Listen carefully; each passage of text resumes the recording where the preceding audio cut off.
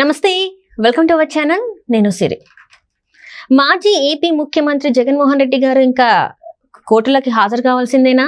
అంటే ఇప్పటి వరకు తను ముఖ్యమంత్రి ఉన్నంత కాలం అయితే 1,00,000 కారణాలు చెప్తూ కోర్టుకైతే గైహాజరు అయ్యారు. సో ఇప్పటి నుంచి కంపల్సరీ అటెండ్ అవ్వాల్సిందే అని చెప్పేసి మరి కోర్టు చెప్తుందా లేదా, మరి ఏం జరగబోతుంది ఆయన కేసుల వల్ల? సో ఇలాంటి పరిణామాలు చోటు చేసుకోబోతున్నాయి మరి జగన్మోహన్ రెడ్డి గారి కేసులలో. సో ఈ అంశాన్ని మనకి వివరించడానికి మనతో పాటు ఉన్నారు ప్రముఖ senior journalist doctor Durga Vadlamani గారు. నమస్కారం మేడం. నమస్తే. మనం ఇప్పుడు చూస్తున్నట్టయితే మాజీ ఏపీ ముఖ్యమంత్రి జగన్మోహన్ రెడ్డి గారి మీద అనేక కేసులు ఉన్నాయి. చాలా వరకు ఏంటంటే తను ముఖ్యమంత్రి హోదాలో ఉన్నప్పుడు కోర్టుకి హాజరు అవ్వలేదు, ఎన్నోసార్లు గైహాజరు అయ్యారు. ఇప్పుడు మరి కోర్టు సీరియస్ యాక్షన్ తీసుకోబోతుందా? తను మరి కోర్టుకు వెళ్ళే అవకాశం ఉందంటారా లేదంటారా? ఏంటి పరిస్థితి అసలు? అంటే ఈ మధ్యన సుప్రీంకోర్టు కొన్ని ఆదేశాలు జారీ చేసిందండి. ఎమ్మెల్యేలైనా ఎంపీలైనా వాళ్ళ మీద ఉండే కేసులు చాలా వేగవంతం చేయండి, విచారణ పూర్తి చేయండి అని. సో అది ఇప్పుడు హైకోర్టు సీరియస్గా తీసుకుని అన్ని కోర్టులకి అది తెలియజెప్పమని, ముఖ్యంగా సిబిఐ కోర్టుకు కూడా చెప్పమని రిజిస్ట్రీని కోరిందనమాట. సో దీనివల్ల ఏం జరుగుతుందంటే కేసులన్నీ కూడా చాలా త్వరితగతిని పూర్తయ్యే అవకాశం ఉంది. ముఖ్యంగా జగన్మోహన్ రెడ్డి కేసు సంగతులు తీసుకుంటే ఇప్పటికి 130 డిశ్చార్జ్ పిటిషన్స్ వచ్చాయి ఆయనవి. సో దాని మీద కూడా ఇప్పుడు సిబిఐ వెంటనే ఆ కేసుల విచారణ వేగవంతం చేయాలి. దీనికి సంబంధించి 2 జస్టిస్లు కూడా దీని మీద వాళ్ళు విచారణ చేయాలని ఆదేశాలు ఇచ్చారనమాట. అయితే మనకి ఇప్పుడు మీరు అన్నట్టుగా ఇంతకాలం ఆయన ముఖ్యమంత్రి హోదాలో నేను రాలేను, మళ్ళీ సెక్యూరిటీ ప్రాబ్లం ఇది అది అని ఆయన ఎగ్గొట్టారు సిబిఐ కోర్టుకు రాకుండా. కానీ ఇప్పుడు ఆయన ముఖ్యమంత్రి హోదాలో లేరు కాబట్టి ఇంకా మీదట ప్రతి శుక్రవారం ఆయన కోర్టుకు హాజరవ్వాల్సిన అవసరం రావచ్చు. అది మాత్రం జరుగుతుంది. అంటే ఇప్పటివరకు చూసుకుంటే అనేక కారణాలు చెప్పి తప్పించుకున్నారు, కానీ ఇప్పుడు తప్పించుకోవడానికి ఎలాంటి దారులు అయితే లేవు. మరి ఎలాంటి అంటే కేసులో ఎలాంటి విచారణ జరగబోయే అవకాశం ఉంది? మరి ఆయనకి శిక్ష పడే అవకాశం ఉందంటారా లేదంటారా? తప్పకుండా. ఇప్పుడు సిబిఐ కనుక ఒక్కొక్కటి బయటకు తీసింది అనుకోండి, మనకు తెలుసు 43,000 కోట్ల క్విడ్ ప్రోకో జరిగింది.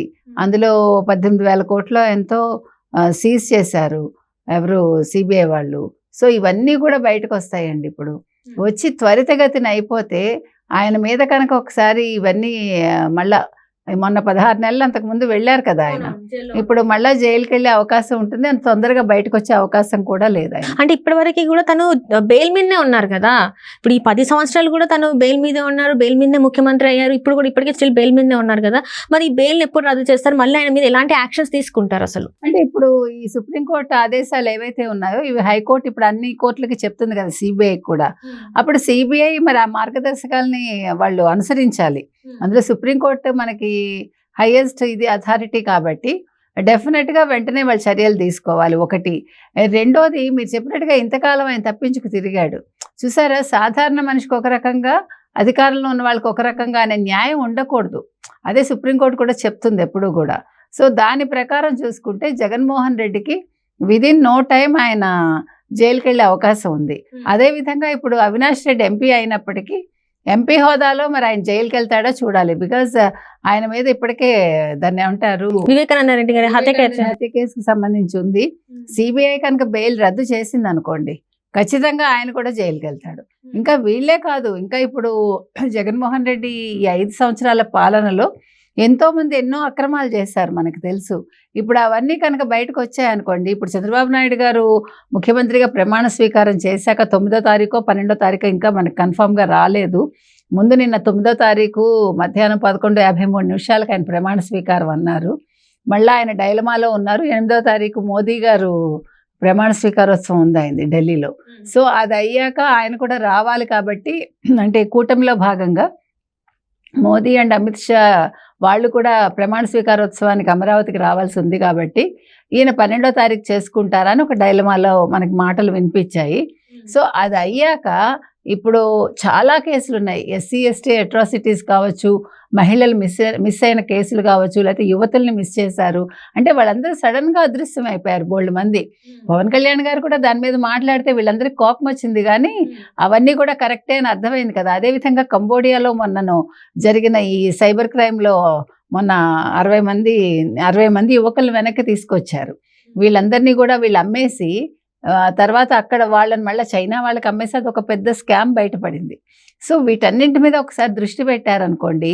ఇవి కాకుండా మనకి ఇప్పుడు అనంతబాబు కేసు ఉంది, డ్రైవర్ని చంపి ఇది చేసిన కేసు, ఇంకా ఇప్పుడు చాలా ఉన్నాయండి. వీళ్ళు చేసిన ఒక్కొక్కటి బయటకు తీసుకొచ్చారనుకోండి, అసలు అందులో ఎవరు ఇన్వాల్వ్ అయి ఉన్నారు, ఎవరెవరు దీన్ని చేయించారనే విషయాలు బయటకు వస్తే జైళ్ళు సరిపోవేమో మనకు తెలియదు. సో అన్ని కేసులు వస్తాయి బయటికి. సో దీని మీద ఒక కమిటీ కానీ లేదు ఒక ఏమనాలి సీనియర్ పోలీస్ అధికారిని నియమించి ఈ కేసులన్నీ కూడా వీటి మీద కూడా దృష్టి పెట్టాలి. ఇప్పుడు రాబోయే ప్రభుత్వం ఏదైతే ఉందో చంద్రబాబు నాయుడు కూటమిలో భాగంగా దీని మీద దృష్టి పెట్టాలి. ఎందుకంటే మీకు తెలుసు అపోజిషన్ని కూడా వాళ్ళు ఎంత హెరాస్ చేశారో, ప్రతిపక్షాల్లో ఉండే నేతల్ని కూడా వాళ్ళు చాలా హింసించి వాళ్ళని జైల్లో వేయడానికి ప్రయత్నించి, ముఖ్యంగా చంద్రబాబు నాయుడు గారిని 53 రోజులు జైల్లో పెట్టి, అంటే ఎటువంటి రీజన్స్ లేకుండా వాళ్ళు తప్పు మీద తప్పు చేసుకుంటూ వచ్చి తర్వాత లోకేష్ని కూడా వాళ్ళు అరెస్ట్ చేయాలని చూశారు. సో ఇవన్నీ అసలు చంద్రబాబు నాయుడు మీద వేసిన కేసు కావచ్చు, చంద్రబాబు నాయుడిని ఇబ్బంది పెట్టిన తీరు కావచ్చు, ఏది కూడా వదలకుండా ఆయన ప్రతి కేసుని వాళ్ళు అంటే ఒక కమిటీ లాగా వేసి దానికి ఒక హెడ్ని పెట్టి వాళ్ళు వీటి మీద దృష్టి సారించి ఇవన్నీ కూడా త్రూ కోర్టుల ద్వారా పరిష్కరించారనుకోండి, విదిన్ నో టైం చాలామంది జైలుకి వెళ్తారంటే జగన్మోహన్ రెడ్డే కాదు, జగన్మోహన్ రెడ్డితో పాటు ఉన్న సలహాదారులు కావచ్చు, లేకపోతే వాళ్ళ దగ్గర పనిచేసిన గత మంత్రులు కావచ్చు, ఎవరైనా కావచ్చు, ఇందులో ఇన్వాల్వ్ అయిన వాళ్ళందరూ కూడా ఎమ్మెల్యేలు కావచ్చు, ఎవరైనా కూడా జైలుకి వెళ్ళే అవకాశం అయితే.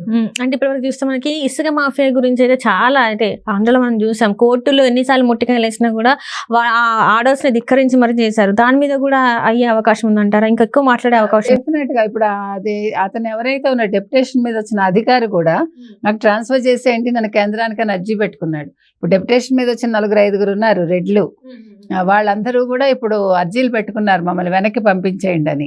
అందులో ఈ ఇసుక దందాకు సంబంధించిన ఆయన ఉన్నాడు. తర్వాత ఇప్పుడు ధర్మారెడ్డి కూడా పెట్టుకున్నాడు అర్జీ.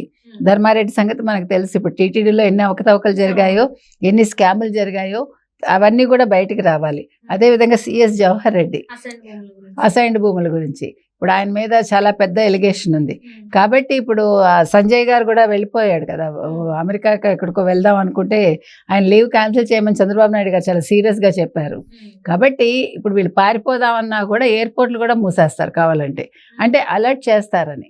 ఆ రకంగా ఉంది పరిస్థితి. కాబట్టి ప్రతి ఒక్కళ్ళని ఇప్పుడు గత 5 సంవత్సరాల్లో జరిగిన అరాచక పాలనకి వీళ్ళందరూ కూడా దానికి అంటే ఏమేమి అక్రమాలు జరిగాయి, ఎంతెంత అవినీతి జరిగింది, ఇవన్నీ బయటికి రావాలి. కాబట్టి ఇందులో ఇన్వాల్వ్ అయిన వాళ్ళందరూ కూడా వాళ్ళ ఐఏఎస్లు కావచ్చు, ఐపీఎస్లు కావచ్చు, లేదా ఎమ్మెల్యేలు కావచ్చు, మంత్రులు కావచ్చు, ఎవరిని కూడా వదలకుండా చంద్రబాబు నాయుడు గారు, పవన్ కళ్యాణ్ గారు వీళ్ళందరూ కూడా జైలుకి పంపించే విషయం అయితే ఉంది. Right madam, right. Thank you so much madam.